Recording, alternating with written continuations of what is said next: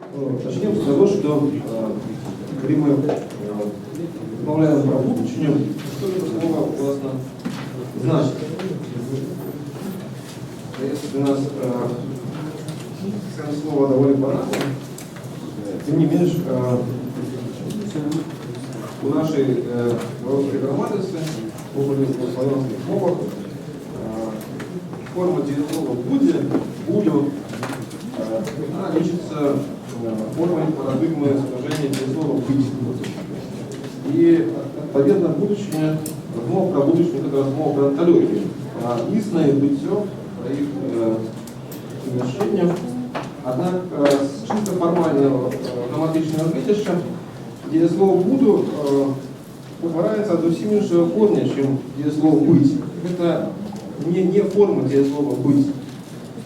Это субъективизм. Это две разные основы, которые мы в вынику исторических трансформаций воспринимаем как одну.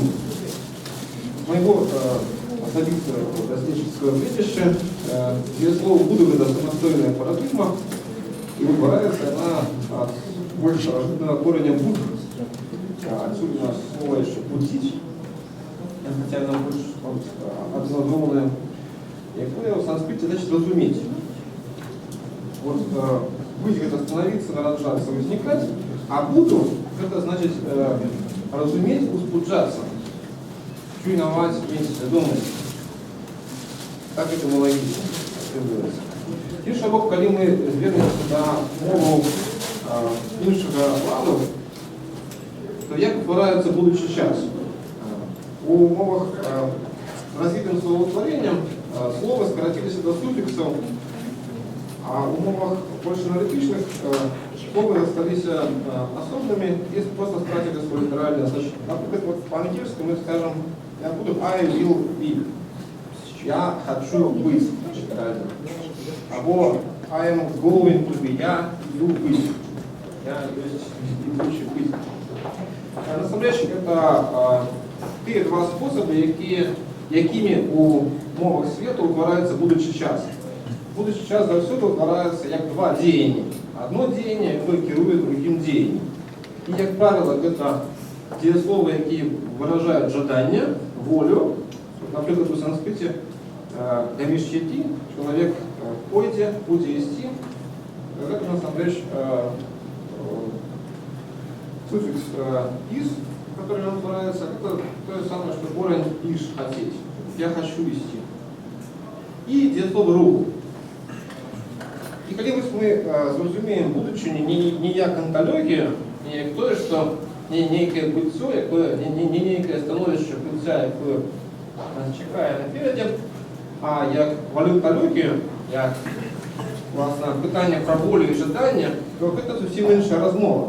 Одна справа говорить про те, що з нами відбудеться, що з нами здариться, які обставини нові нас чекають. А зовсім інша справа говорить, що ми хочемо. Окромя того, коли будущее – это валютология, коли это справа про валюту, с волю, это значит, что будущее має суб'єкт, бо жадання має суб'єкт. Будущее повинно иметь субъект. Видно, когда мы ставим питание про будущее Беларуси, то это может быть размова про будущее нашей территории. То есть на этой территории будет там какая-нибудь чудовная IT-инфраструктура, там, 50 годов. Будем жить в таких умовах. Это не простое волонтаристское будущее, это не про будущее в сенсе will, в сенсе воли. Это про будущее в онтологічному сенсі. Нас чекають такі обставини. З нами это здарится просто пассивно. А ось таке будущее, про яку ми говоримо, вона потребує суб'єкта. І Білорусь з будущее, і це Білорусь суб'єкт. Ми повинні визначити, чия це будущее. Когда мы говорим про Беларусь субъектом, это говорка про будущее нации, про будущее национального проекта, про будущее того у Беларуси, кто має ожидание и волю на конкретное будущее. Что повинно быть в нашем виде, что мы хотим, как было. Это принципово важно. не хто з нами здариться, у яких обставинах буде існувати мова, нація, культура, а що нація хоче, щоб було. Що того, що ще нема, повинно бути. Що повинно бути замість того, що є. Коли ми звертаємося до нації як до суб'єкта, який має волю, мы, в принципе, апеллируем до понятия национального проекта. Проект может быть разным, есть совсем разное разумение проекта. Проект – это конструктивная мета. Это нация не как организм, який просто народился, живее развивается, не нация, як это, что має свою весну, лето, зиму. А нация як коллективная творчесть людей, нечто задуманное и то, что оживляется.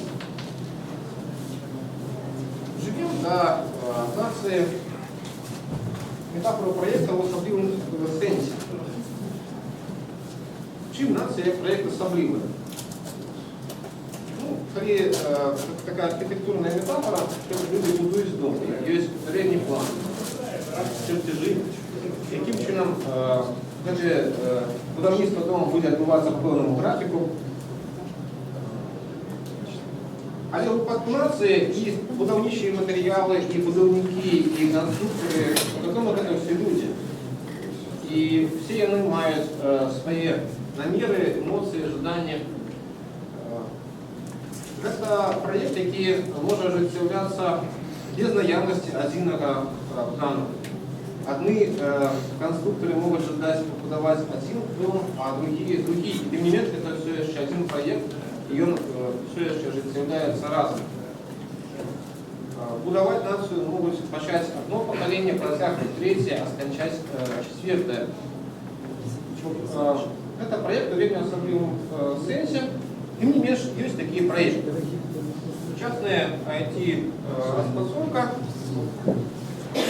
Большинство проектов, які сьогодні осуществляються у IT-осероді, відбуваються поводле методології внутрішньої розпрацовки Agile Technologies. Такий проєкт собою звичайно виявляє. Він має плани блок.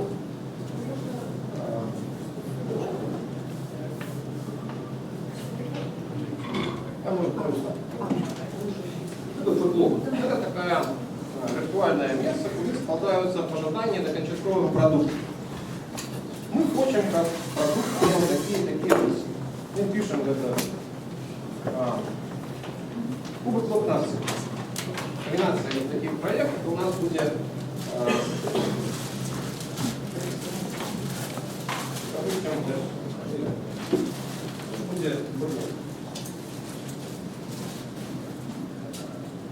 ну, например, приходит Франтишек Богушевич и скажет: хочу, чтобы нация имела территорию активнее Мазыра, хочу иметь книжечки вписанные, рукаванные, слезные.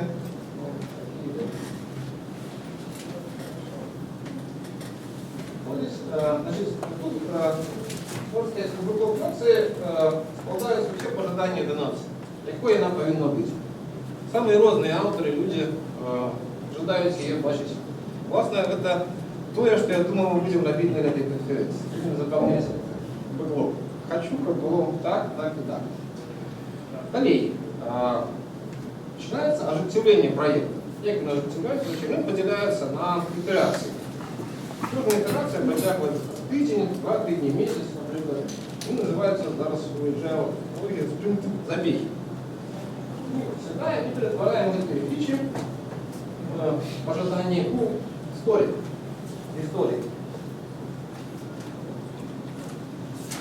Например, хочу иметь книжечки рукаванные, писанные, слезные. Что это такое? Это царь грамматик. Мы спараем. Это Братислав Тарасевич. Спараем. История белорусская грамматика для школы. Як обставити граматику, треба это не одинковое деяние, да, уже.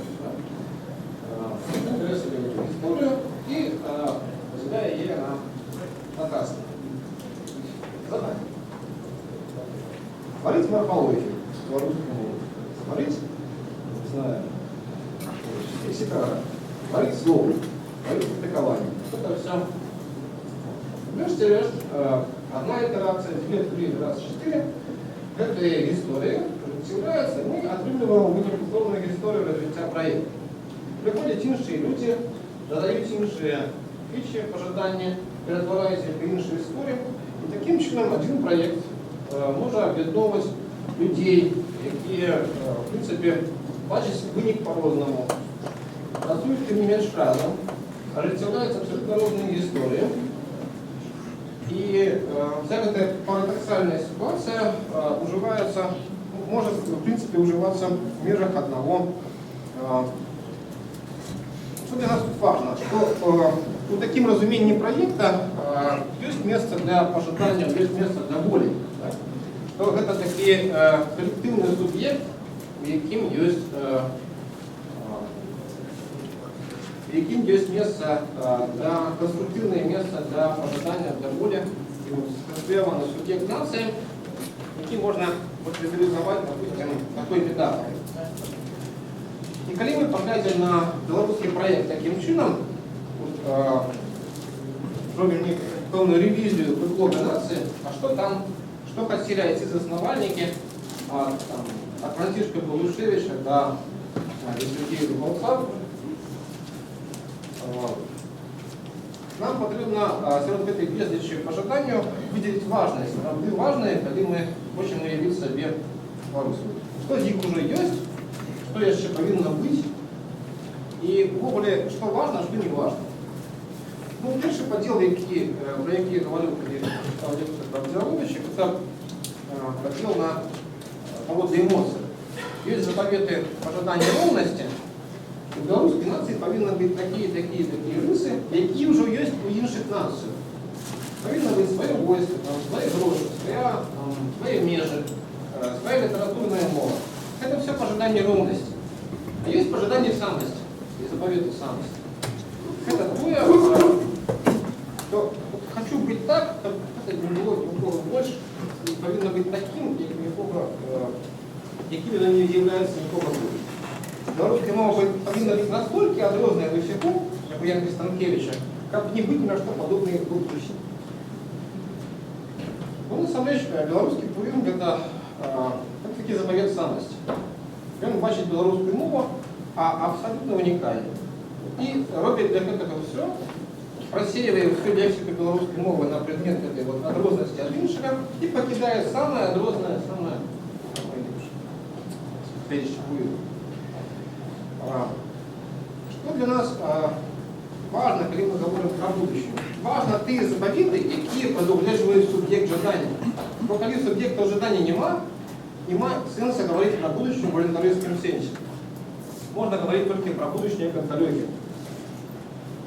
Важно тільки ті жадання, які продовжують наявність суб'єкта.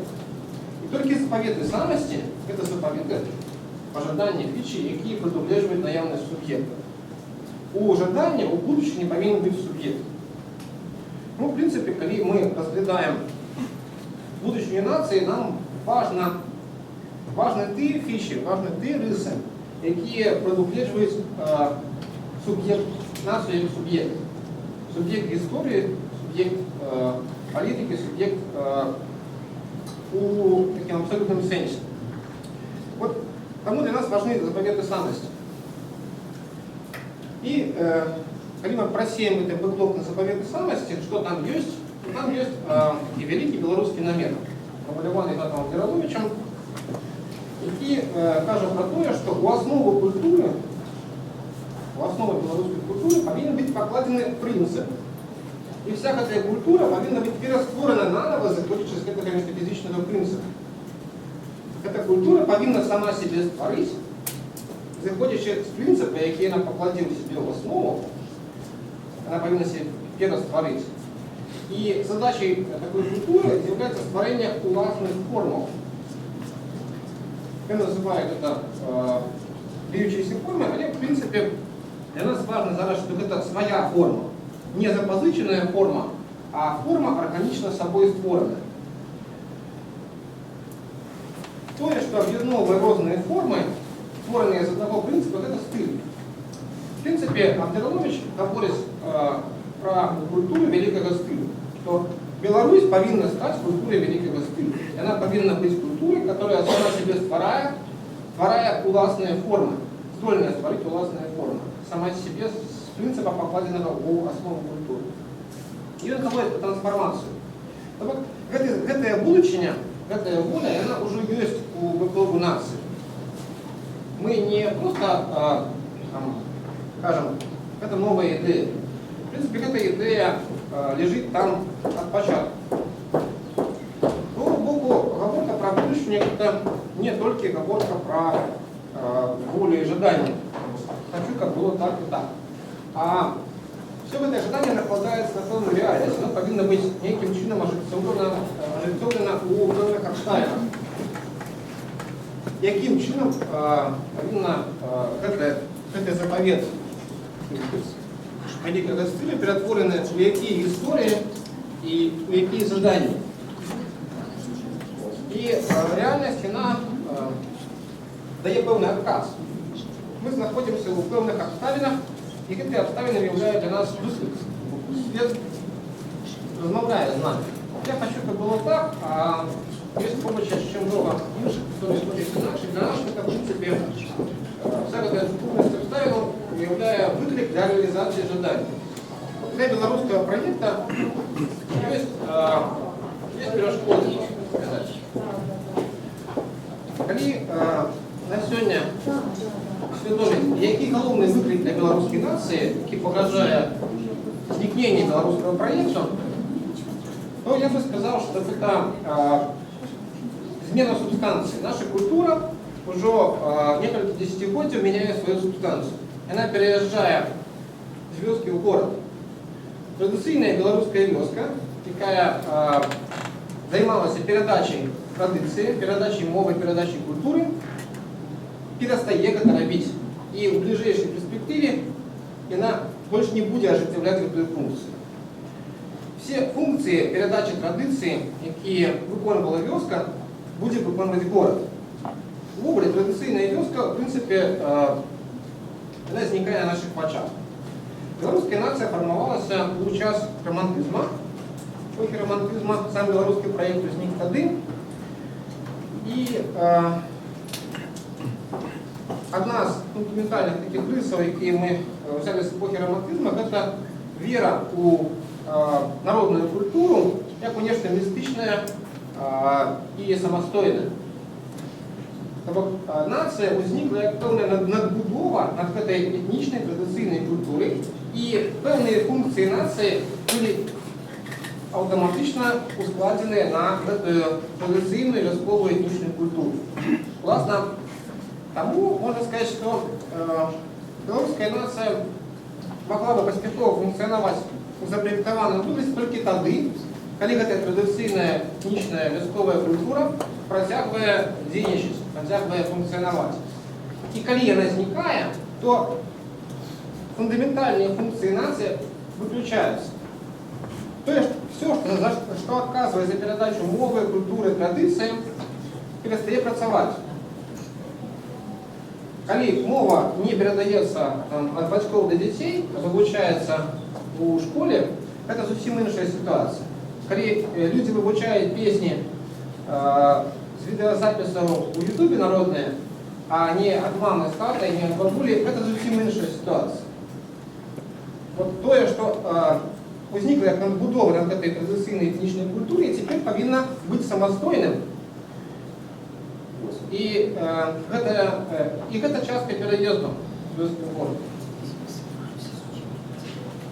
Это фундаментальный выклик. Со зменой субстанции належит справиться нашему поколению у широким сенсе. Поколение в сенсе нескольких поколений, на яких складена эта задача справиться с этим выкликом. Культура повинна переехать з той локалізації, яка і була, з той субстанції, у іншу субстанцію, у інше осереддя. яна павінна выбудаваць зусім іншыя механізмы перадачы культуры. І адначасова гэта азначае, што вся культура павінна быць пераствораная і перасабраная нанова. Змена субстанцыі гэта працэс, які вымагае поўную перазборку культуры. Все функцыі, якія раней ажыццяўляліся традыцыйнай этнічнай культуры, іх трэба разлокалізаваць, іх трэба перасабраць і перапрызначыць для іх субстанцыю. Культура при паспяховым ажыццяўленні гэтага пераезду трансфармацыі павінна змагчы існаваць не лакальна. Пераехаць у сучасны горад насамрэч это тое самае, што пераехаць на Марс, на іншую планету. Гэта такая самая задача. Мы переезжаем не просто ў горад, калі б гэта было там стагоддзя назад. Гэта не выклік урбанізацыі, мадэрнізацыі, гэта выклік глобалізацыі. Мы переезжаем у нелокальный глобальный город. Для этого города не важно, где находится этот город. В Беларуси или на Марсе. Это сетковая культура. Мы переезжаем в интернет. Мы переезжаем у Facebook, мы переезжаем у тое, чего еще нам выявить тяжко. Зараз робить трансляции футбольных матчей камерами, которые находятся повсюду, такой человек, по сути, отрываем был на астральный полет. По футбольному полю по полю отбывается гульня. Вот таким будет интернет, там, не знаю, раз 10 годов. Вот такой глобальный город с астральными полетами по футбольному полю мы переезжаем. Нам доведется основать культуры.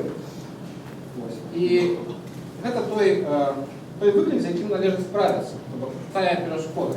І так, в принципе, здараецца, сказал, что в нашем выпадку вот это фундаментальное ожидание, выказанное Абдыраловичем, ожидание культуры великого стилю, культуры, якая мае сама в себе свой принцип и здольная спражить свои формы, и выклик, с яким мы справимся, они, в принципе, совпадают. Нам потребно пересобрать всю культуру. Этот переезд потребует, как мы ее переспалили на новое.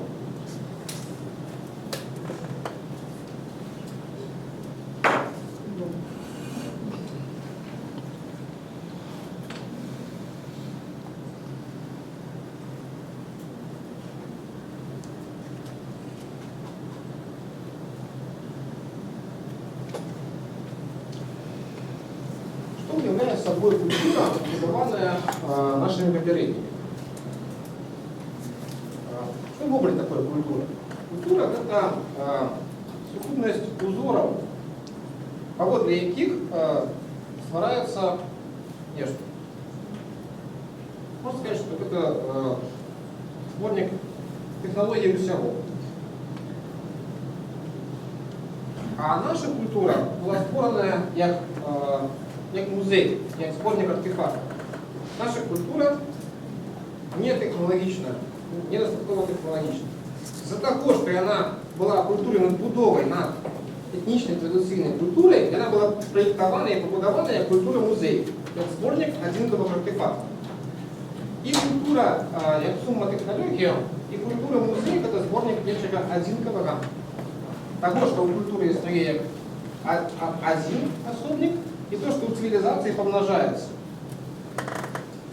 Только у культуры музея она не помножается. Это сборник артефактов, которые не призначены для того, как их помножать и узнавлять. Вот с этой культуры артефактов, культуры музея, для того, как изнавать в частном городе, треба зробити культуру технологичну. Культуру, яка зможе бути узнавляльною, легко узнавляльною. Ми вивчаємо, як ми вивчаємо мови сьогодні. Вивчення білоруської мови було спроєктовано так, що воно має на увазі існування у вёсцы батьків, дядов, бабулек.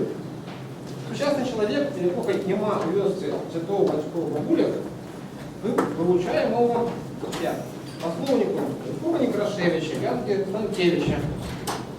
По текстах Василя Заліцького у його нема валідних, добре пристосованих, адаптованих шляхів вивчення мови. Тое вивчення мови, технологія вивчення мови, яка була створена у 20 столітті, вона створена не для сучасного чоловіка, який не має відносини батьків і дідових продуків. Як сьогодні ми вивчаємо традиційну культуру, не маючи відносини продуктів?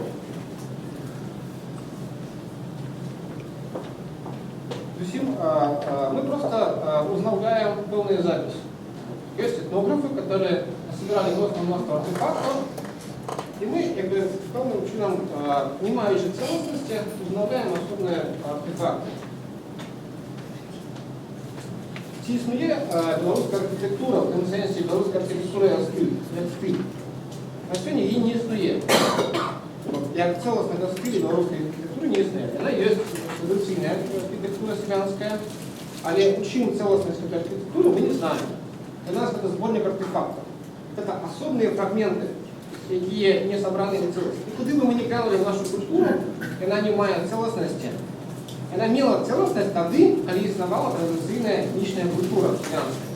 Як тільки вона зникає, ми губляємо всю цю целостність, і нам належить цю целостність вернути.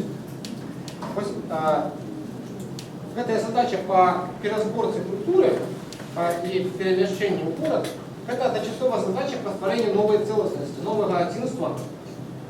И это стилистичное единство. Единство форма в этот стиль.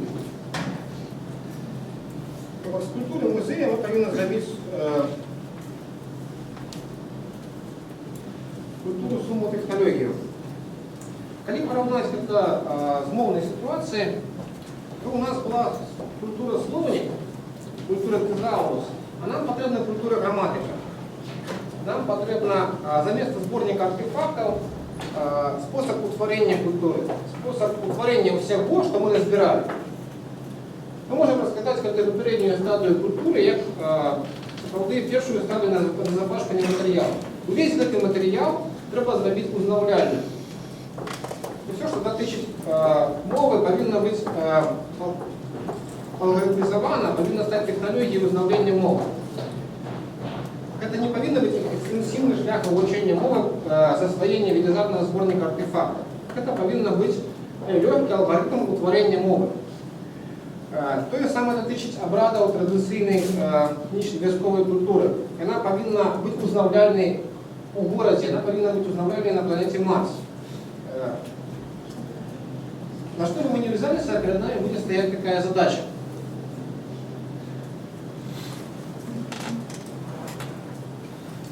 И вот эта задача створения единства, это, можно сказать, задача створения грамматики культуры. Это то, что повинно быть над культурой, как культура стала суммой технологий. Можна сказати, що те розуміння, яке нам необхідне для перетворення культури музея у культуру суммы технологий, это метафизика. І в тим сенсі ми розуміємо метафізику в таким разі. Культура повинна бути не тим музеєм, куди складаються артефакти, назбирані артефакти, а тим містом, з якого утворяється цивілізація. Музей не утворяє цивілізації, а культура повинна це робити. Культура – це те, з чого робиться цивілізація. Усе, що є в культурі, повинно бути тим, з чого утворяються особники этого. Это значит, что человек, в принципе, в звичайной ситуации живет в цивилизации, он не живет в культуре. И он живет серед утвореного з культури. Он живет у бытті, створеним з культури. И как иметь возможность переформатовать культуру, треба иметь такую метапозицию на культуре, яка перевзыходит метапозицию для цивилизации. Это метафизичная позиция. В принципе, как заниматься той задачей, которая перед нами стоит, нам потребна белорусская метафизика. Нам, менавіта яна, вот эта позиция, это разумение, якое можа зрабіць, гэта тая граматыка культуры, якая нам патрэбна, гэта і ёсць метафізика.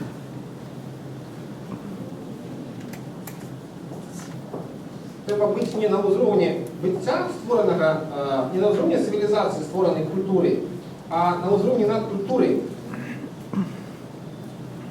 которая спараджае цивилизацию.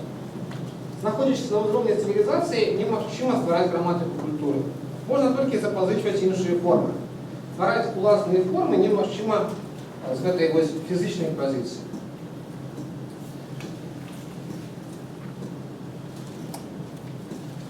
Паўгадзіны дакладна не было. Яшчэ 10.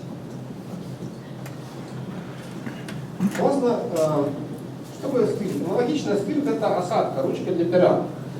Калі мы пішем літары, то гэтая асадка мае пэўны нахіл. І у кожнага чалавека ёсць свой почерк, якім ён піша літары. І стыль – гэта тое адзінае, што аб'ядноўвае все напісаныя літары, хотя ён не заключаецца ў самих літарах, а знаходзіцца па-за літарамі, над літарамі. Гэта нахіл асадка. Власна, метафізика – гэта тая асадка, той нахіл асадкі, якой ствараецца форма.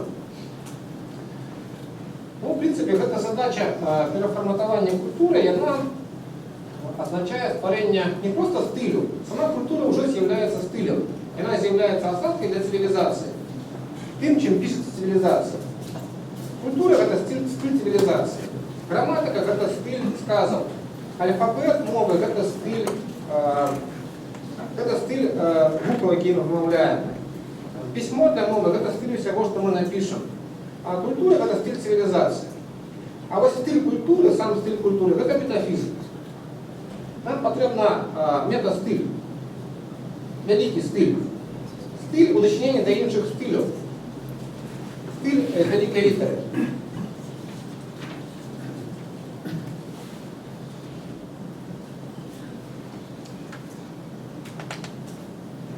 Итак, калі мы паспрабуем вось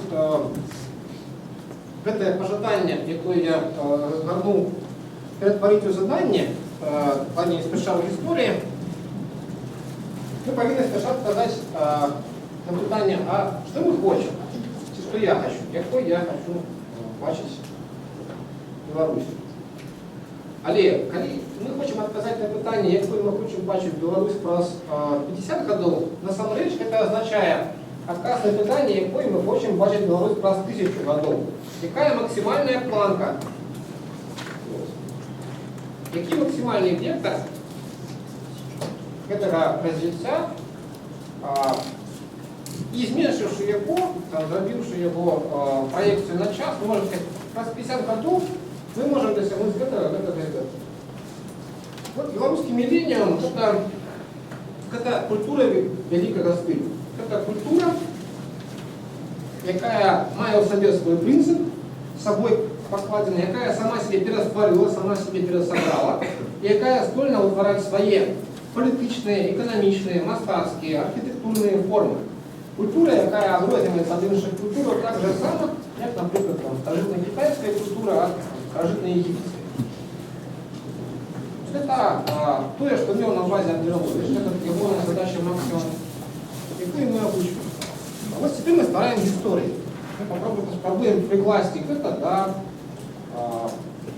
верагодных нейкіх задач.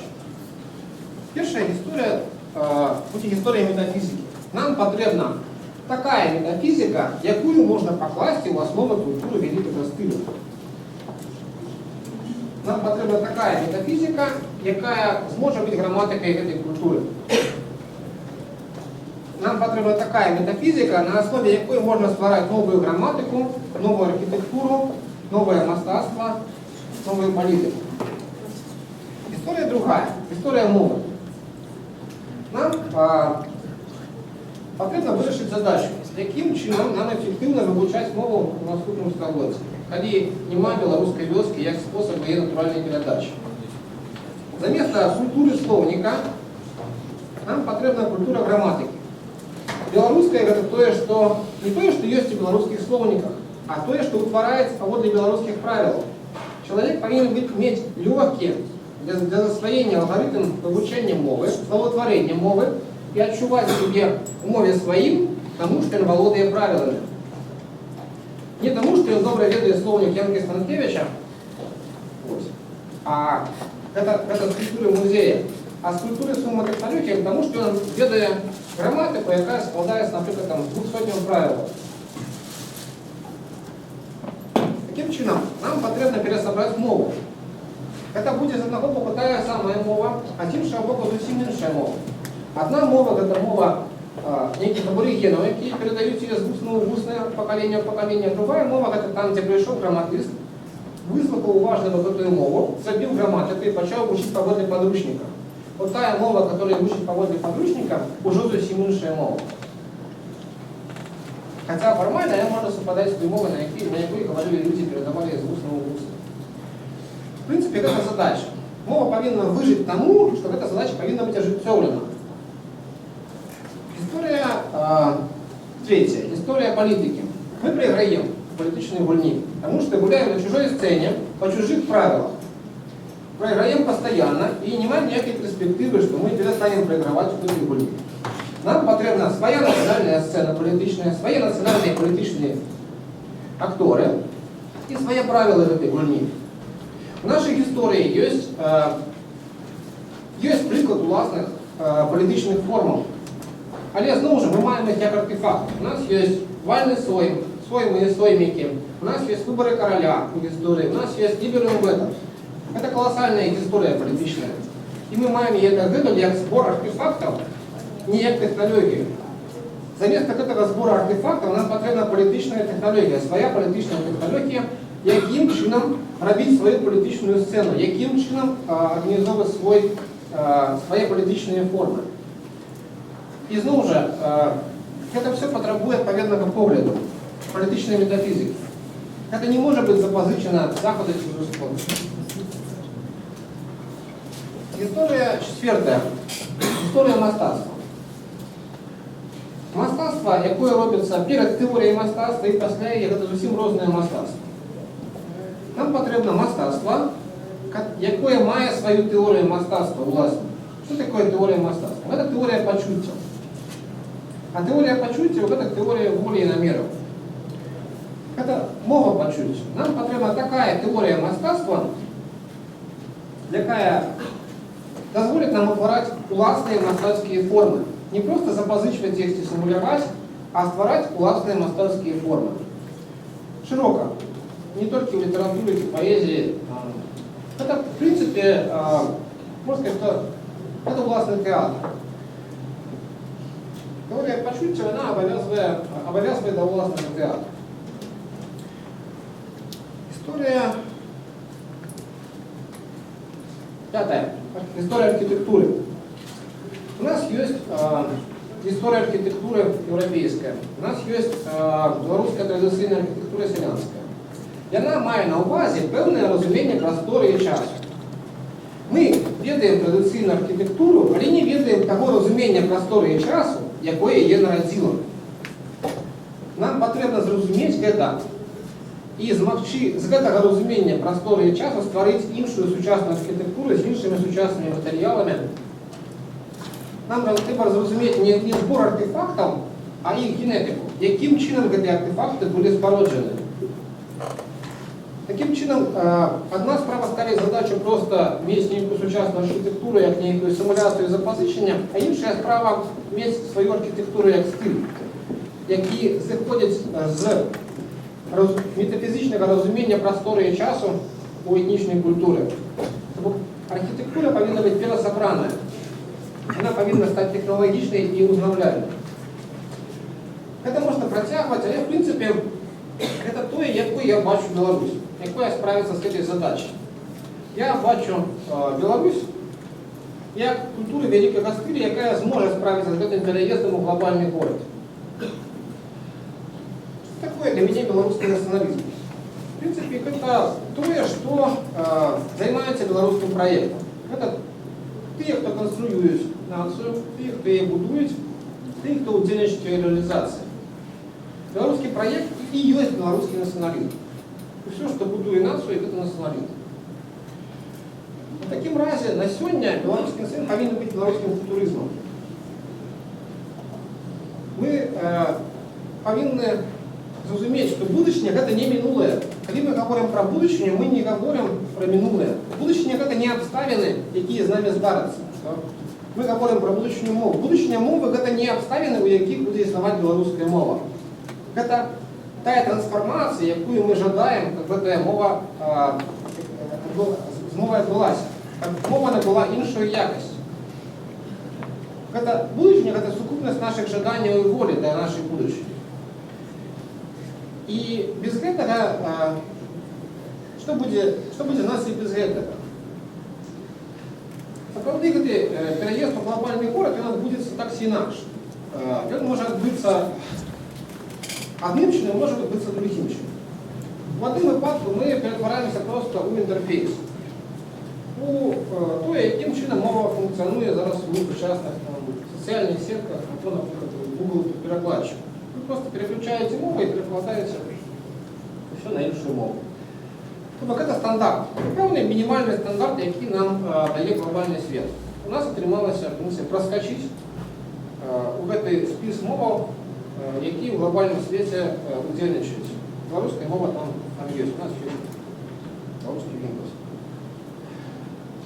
І, конечно, гэта зусім не тое, з чаго пачынаўся нацыянальны праект. Ён пачынаўся не з жадання сабе стандарту. Ён пачынаўся з жадання поўнай самарэалізацыі, да магчымасці магуты ствараць уласныя формы. Не просто запазычваць іншыя формы і мець мову як нейкі просто зменлівы набор знакаў у Юнікодзе. Гэта жаданне свабоды ствараць са свайго зместу сваю форму.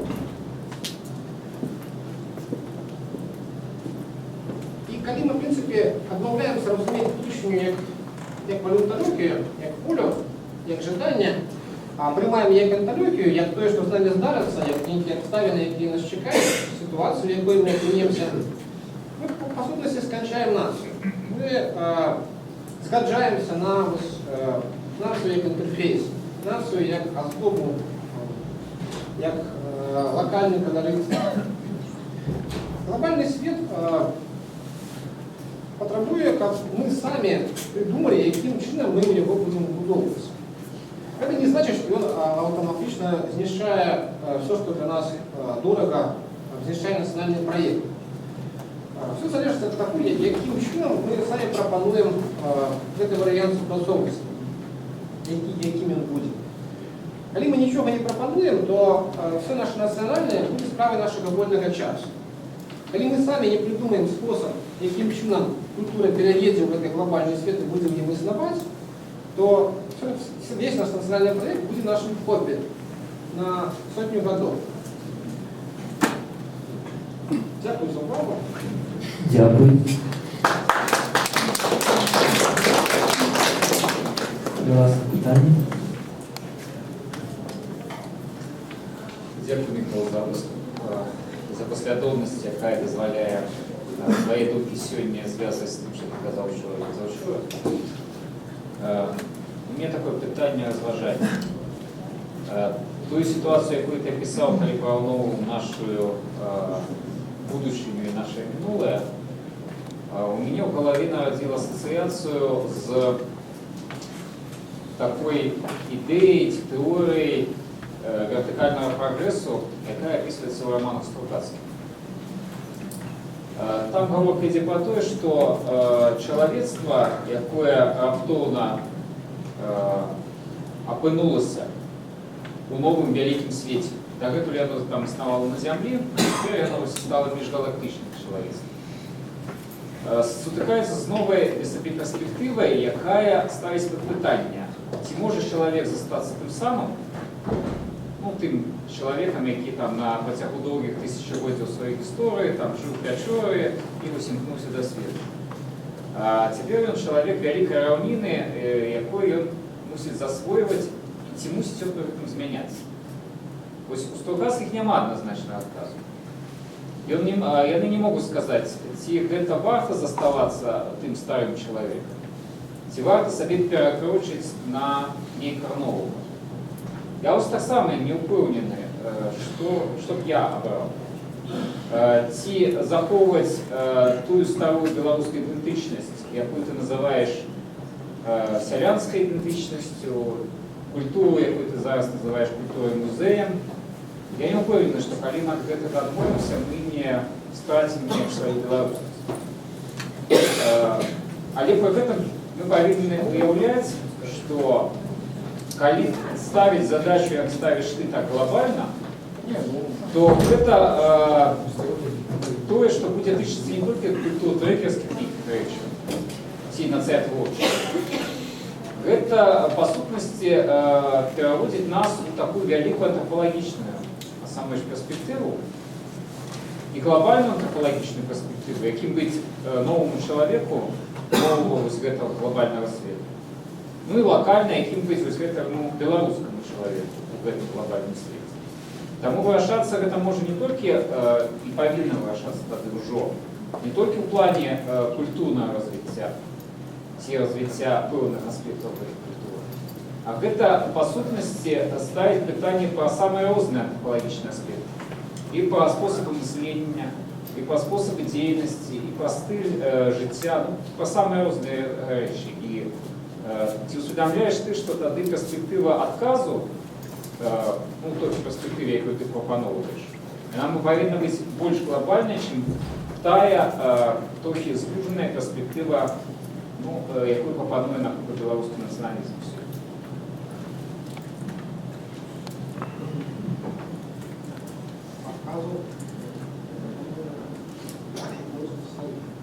Ну, а я тут патлумачу. Я не юрист, белорусский националист. Ну, я таму і апелюю да цябе, як да яго прадстаўніка. Я меў на ўвазе, што таго адказу, які ты прапануеш як стварэнне культуры вялікага стылю, проста як адказ на, скажем так, страту ранейшых формаў жыцця і ранейшых прынцыпах, на якіх грунтавалася там нацыя, ідэнтычнасць, і фактычна стварэнне зусім новай нацыі, зусім новага чалавека. Для меня человек нации это не то, что можно пальцем показать, вот оно такое. Это субъект, и он не даденный как объект. Это то, с чего приходят ожидания, которые трансформуют свое тело, трансформуют реальность. Да? И он сам по себе не наявный. Его вот ни пронешь, не покажешь. Вот, покуль есть желание, есть субъект. Вот. Субъект это субъект воли. Тому, в принципе, самое важное, как желание воли были. Просто самое страшное, что я сегодня чую такое вот на Ильюшора и сегодня, это некая бездопоможность перед будущей. Не надо хотеть. Вот будет так, с нами зараз стоит, а чего хочем мы. У нас есть свои ожидания для этой будущей. И просто для нас будущее, когда не эти обставины, каких мы определимся. Нема ожидания, нема нации. Дзеля Бога проект позволяет иметь абсолютно супротивные ожидания. Главное, как бы в принципе основали. Как только мы губляем национальные ожидания, мы губляем субъект. А будущее может быть только у субъекта. Иначе это будущее на территории, это будущее некого маёмости, яка засталася по человеку, який помер. Разбирайте, можно не пойти растягивать. Чье это все? Конечно, оно изменяется, не может не изменяться. Там спад, там, атомарный спад, там, человеческое тело, там меняется на сколько разов ближе все. Да? Это уже не тот человек, там, вот симфоничный оркестр, там за такого рисования там стало изменяются дирижеры, там все музыки, какие там играют, ты понимаешь, мы называем уже там одну музыку. Да? Ну и нация, видовочно, что там изменяется абсолютно все. И ты не меньше это вот, а что там одно, да? Орган ожидания там один. Дякую. Это, конечно, фантастика. Когда я слушаю Боярина, это же веселье вообще. Кто-нибудь может взяться, прослушать эту речь Михова в записи и посчитать глаголы, которые он употреблял, и какие это глаголы. Обратите внимание, половина речи Боярина состоит в нагромождении таких да, на ниточку. Это есть это есть то. Ну, метафизическая установка предполагает называние каких-то вещей категорично. Это то, и то, и то. Потом, это половина высказывания Боярина. Абсолютно, как это, божественное присвоение субстанции, сущности там, и так далее. Но метафизика не врет. Метафизик так на них должен поступать. Треть высказываний Боярина, если я не ошибаюсь, но кто-нибудь проверьте просто, перечитайте, посчитайте эти глаголы. Повинно быть так. Будьте добры. Да? Белорусскую культуру, из культуры музея, вот, она повинна стать культурой суммы технологий. Кому повинна культура? Субъект национальный. Отлично, тогда я, у меня вопрос к себе, а не к Боярину, потому что он мне на это не ответит. Или скажет, что это то-то и то-то.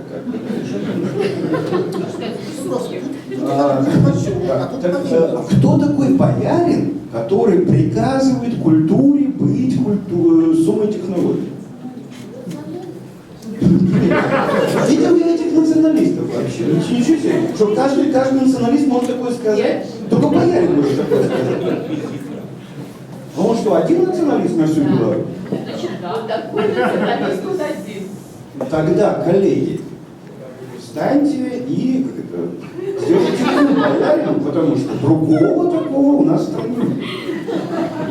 Нет, у нас есть два метафизика, понятно. Да, вот один из них, как всегда, здесь, другого, как всегда, нема. Но тем не менее, следующая штука. Это уже опять вопрос ко мне, а не к боярину, потому что боярин на это не ответит, он вообще со мной не разговаривает. Он провозглашает, что есть что. Да?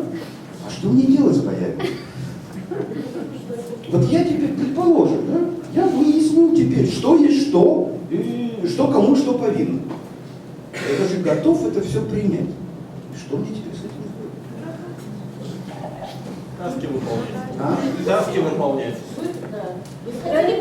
Он задач придумал целую кучу. Дальше, я думаю, что мне вообще надо было бы закрыть эту линию конференций ведущего университета. Потому что Боярин все сказал. Дальше, в общем, обсуждать нечего. Все сказано. Теперь это вам не Абдюралович. Времена изменились. Произошел разрыв времен.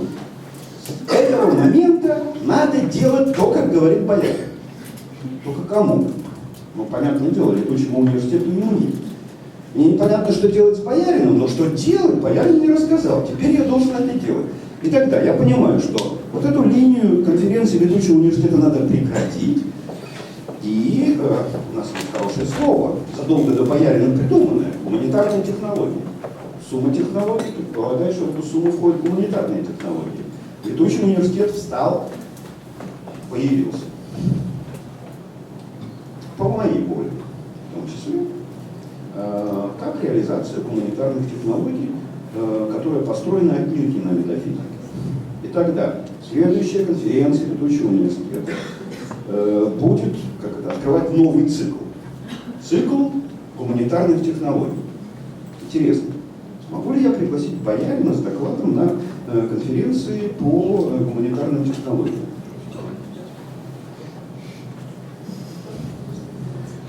Но обратите внимание, метафизическая речь, если по анализу глаголов судить, не предполагает технологического завода.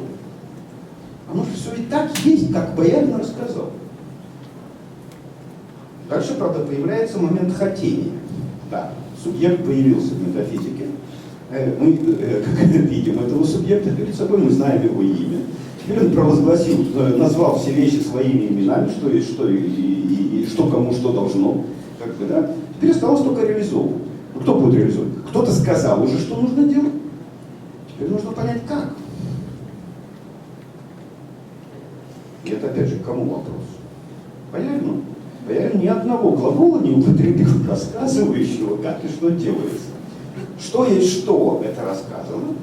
И даже думаю, что красиво рассказано, в общем. Красиво, логично, метафизично. Надо бы принять. Если мы найдем соответствующую форму говорения, форму, это тоже модальности, залоги технологические. У Михаила же есть и технология, это Свобода, там, Флавия, то есть там у него и инструмент есть для создания. Подождите, вот подождите. Знаете, какая штука? Я тоже люблю грамматику, особенно перформативную грамматику. Да? И, в общем, как-то я задумывался о теории речевых актов и так далее, и так далее. И когда я говорю, культура, ты должна быть культурой соматехнологий. Культура говорит, есть? Послушалась, да? У боярина есть Свамова, у боярина есть язык, у боярина есть грамматика, там и много чего еще, актика, там и так далее, вроде бы. А? Ну дальше, как теперь это превратить в перформатив? Как боярин может дождаться от культуры ответа? Культура, ты должна быть культурой соматехнологий. Культура есть. Вот когда перформативно корабль называют именем там, Победа, ну он и плывет как победа. Если беда, так он плывет как беда. А как культуре приказать устами боярина быть? Вся его Свамова метафизично насквозь, она тоже построена вот таким же образом. Это есть это, а это есть то-то, то-то и так далее. И такая цепочка того, что есть что. Я не веду, что можно на это отказать. Я вас ратую, можно сказать.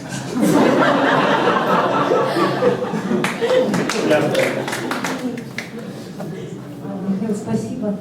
А я балдею. Ну, сначала маленькая ремарка. Мне кажется, ваши опасения по поводу такого пассивного отношения к будущему, прозвучавшего на конференции, оно основывается на недоразумении. Но в эту сторону я сейчас двигаться не хочу. У меня вопрос будет в связи с понятием великого стиля. Мне кажется, что само понятие стиля очень уместно и продуктивно. И это очень, действительно очень здорово с ним работать, в том числе будучи инспирированным Мадзировичем. Действительно очень перспективно. Но я хочу задать свой вопрос как раз касательно не стиля, а вот вашего концепта великого стиля. У вас у самого в докладе прозвучало вот этот плюралистический контекст, то есть, в общем-то, можно же говорить, что у каждой культуры есть свой стиль. Да? И можно рассматривать стиль, присущий, свойственный белорусской культуре, вот так, контекстуально, соотношение с другими стилями. И тогда возникает вопрос, как прочитывать ваш этот заповедь самости.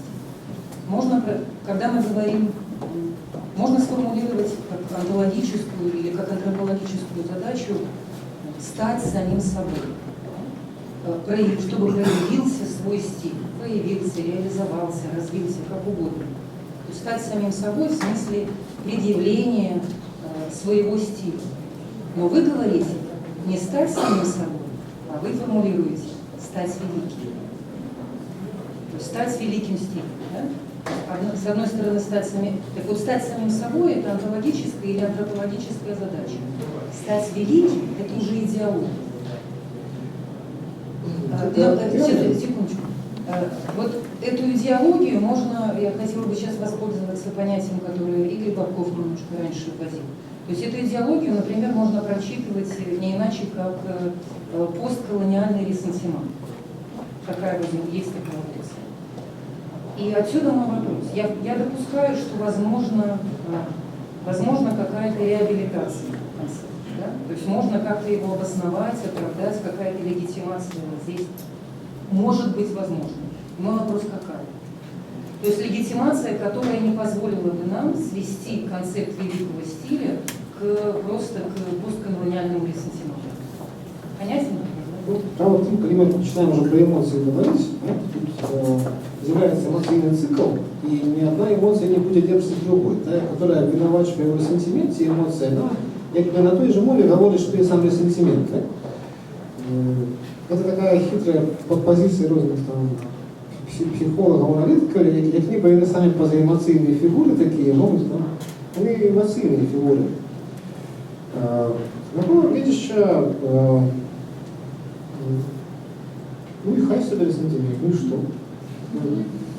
Ну, это эмоция. Эмоция по-любому будет какая-нибудь, да? Вы просто можете сказать, что это эмоция дрэнная, а это лепшая.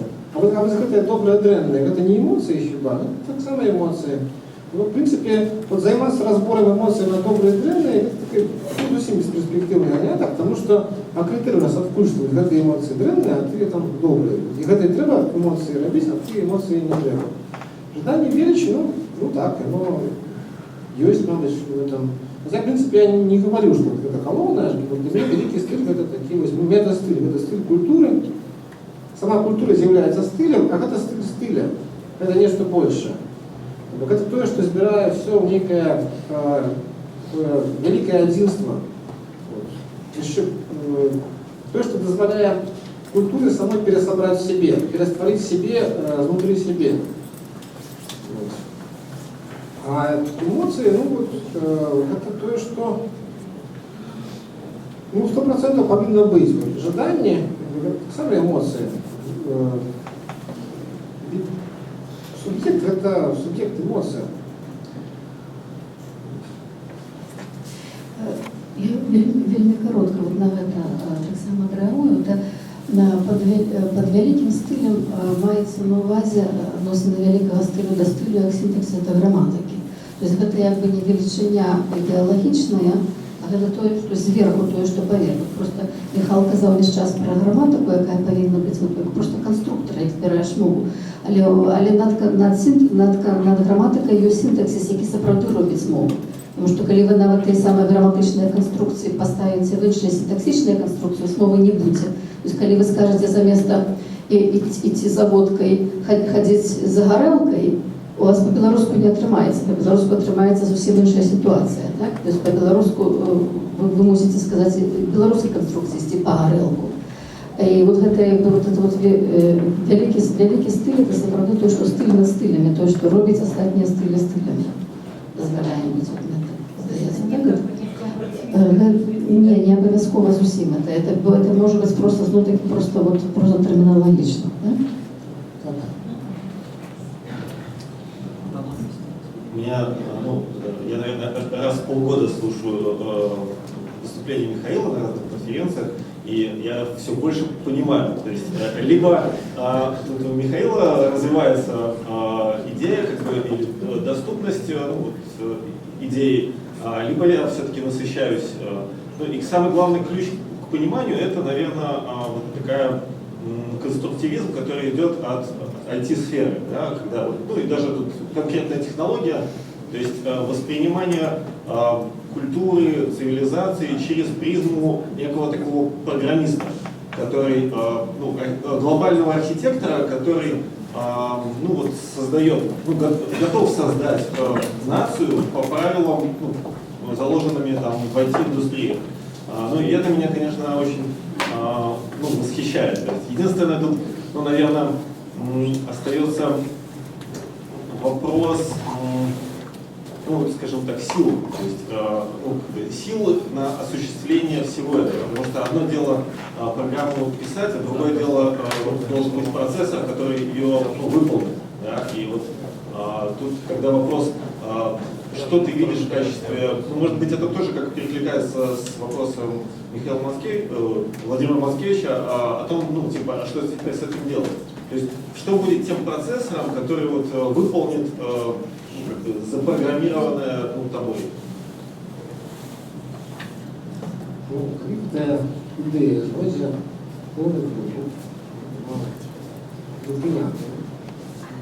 это абсолютно не гарантовано. В принципе, справа справа самого характера эмоций. Но целком можливо, что это держит селяс. Тим більше, що я кажу справді про вельми серйозний виклик часу, який ставить під загрозу існування нашої культури. І нас нечто подштурховує для этого. І ті, хто пропонує рішення, їх вже немного пропонував. А я пропоную.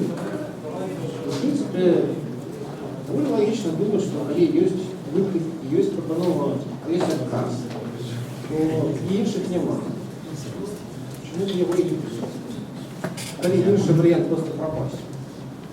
Дякую. У нас виходить час, тому я попрошу тих, хто задає питання, так карацей може робити. Ну, гэта нават не пытанне, а пэўнае вытлумачэнне таго, што сваім спавешчаннем паспрабаваў зрабіць Міхал. Мне здаецца, ён зрабіў вельмі важную рэч, ён зрабіў палічкі, на якія мы можам класці канкрэтныя эмоцыі праекта. Таму што вот там, вот з самага левага боку, насамрэч, ужо вельмі шмат такіх пажаданняў, гісторый ужо напісана. Да? Вот, напрыклад, ёсць жаданне там чаркі і шкваркі. Так? Вот дзеля гэтага трэба зрабіць то-то, то-то, то-то, там напампаваць аграгарадкі, скажем, грашыма, ну і гэтак далей. Вот Владимир Мацкевич говорит, а я хочу белорусский университет. Вот вам другое задание побач с чаркой и шкваркой. Третье задание. Хочу, как этот университет был не таким, как все, а как он был местом мысления. Да? Вот. А Михаил Побач говорит, что а я хочу, как был белорусский переклад Хахаванкиты, и вот как белорусская культура вела диалог со староиндусами. И вот моя интерпретация идеи великого стиля, як можна гэтае вар'яцтва, гэтую шизофрению, а у нас сапраўды вельмі шизофренічная ситуация, не параўнаць, скажем, с Россией там, ці з Польшай, вот як можна аб'яднаць, вот, ну, вот, як можна гэта ввогуле, вот для гэтага придумаць одну матрицу. Толькі сапраўды вялікі стыль, што бы гэта ни значило, это такі імператыў нават для меня, не столькі синтаксис и грамматика, может быть, это белорусская метафизика. Ну, штосьці такое, что дазволило бы вот з усімі гэтымі рэчамі гуляться и разглядать их не просто як войну всех супротив всех, а вот элементы, цаглинки, ну, белорусской ситуации, белорусской идентичности. И другая вещь, я просто нагадаю вам, что, ну, может быть, все ведают Михала, и там могут про его думать как про такого чистого айтишника-конструктивиста, який нам пропонує, ну, вот некую схему. Михал класичный филолог, який почав своє життя в культурі з того, що зробив фантастично прихожий проект «Нігіль». То есть такие тотально нихилистичные. И эта эмоция засталась в белорусской культуре. Потом ему это сдалось мало, и он пошел и зробил белорусскую школу санскритологии.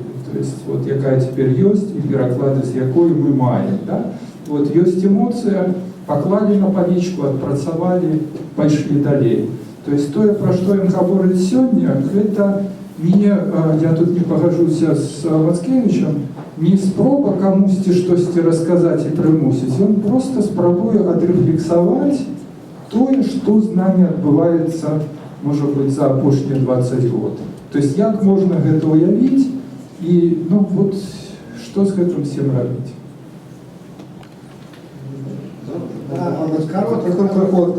Я вот хочу вот сказать... Можно ли я сначала скажу Игорь Бабкова поставить? Давай. У меня есть на этот фонд закон шизофрении, еще одна айтишная метафора, когда находится. Есть так, коли проект распрацовки программы все столкнулись с тем, что много людей працуют над тем же самым кодом, и одночасово Михаил, я попрошу, может, так коротко. Вельми коротко. Мы придумали такие способы страхования данных, и огромные репозитории, где множество людей працуют над одним проектом. И мы идея в том, что есть полный ствол, и есть бранчи, галины. пасля гэтай галіны мержацца, зліваюцца з асноўным кірункам. Наша беларуская цудоўная шизофрения, когда у нас есть куча разных правописов, грамматика, идеи нации, это цалкам можно провести таким збранчеванием проекта, районування, які після розвиваються самостійно, некоторые человек поставят, зливаются з основним транком, тем мейном, мастером, куди можна там після зменшити цей бранч. Но коли всі пленные, все это планы нашего погляду там, такого европейского стандарта белорусской шизофрении, это надзвычай плённая практика створения вот таких отгалінаванняў культуры, які пасля абавязкова приносяць в агульны гэты транк свои плоды. Это можно только захопляться, насамрэч. Дякую. Я ще хочу нагадати, що у нас запланована агульна дискусія, тому, може, коли хто не поспіє задати питання зараз, то це можна буде зробити на дискусії. Тому опошнє питання, будь ласка, і нам треба вже до другого докладу переходити. Я сам специалист по маркетингу, и меня интересует, я думаю, вы так рассказали очень красиво, на 50, на 1000 лет у вас, наверное, какой-то есть проект, или это так, просто слова. И, значит, через 50 лет все-таки будет больше людей разговаривать на белорусском языке или меньше? Вот вопрос конкретный. Есть такая история про двух детишек, які вышли пожартовать с мудрецами. Он жил на горе и ведал все. Они взяли рабья и придушили его в рыбу, и он был полумертвый. Пошли до его на гору и сковали за спиной, кажется. А Воробей скажет, что у меня там за уруце? Мертвое, тяжелое. Подумал, говорит, а это от вас залежит. Дякую. Я думал, я уже это придушно. А скажем, мертвое, это отпустить. Так проиграем мудрец любой пас. Как вы же сами, вот когда вы разговариваете, вы есть докладчики, в том числе вы, я сам не белорус, вы говорили, сколько раз говорили сколько слов вы включили на русском языке.